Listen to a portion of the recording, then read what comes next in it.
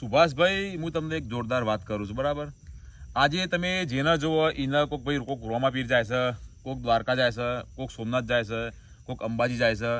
Road ઉપર આપણે રાતે જતા હોય ને તો લોકો સંગ લઈને જતા હોય, ધજાઓ લઈને જતા હોય.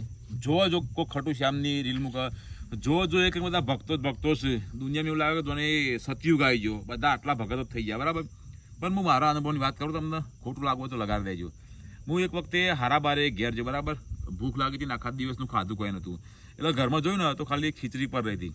તો ખીચડી હું ખાવા બેઠો ને, જો પહેલો કોરિયો મોઢામાં ગાળ્યો ને તરત જોરથી કોકરો દોતમાં આવ્યો. દોતમાં એવું થોડી વાર થઈ ગયું, દુખાવા માંડ્યું, બરાબર?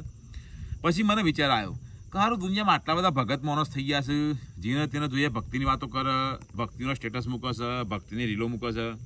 તો આ નંગ છે આ બધા છે કે જે લોકો ખાવામાં કોકરા નાખે છે, ભેળસેળ કરે છે.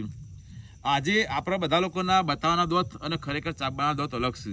દુનિયામાં તમે જો આટલા લડાઈ ઝઘડા, આટલી ખાવા ભેળસેળ. તમે મને એક વસ્તુ કહેજો કે અત્યારે તમને બજારમાં કઈ વસ્તુ ભેળસેળ વગરની ચોખ્ખી મળે છે?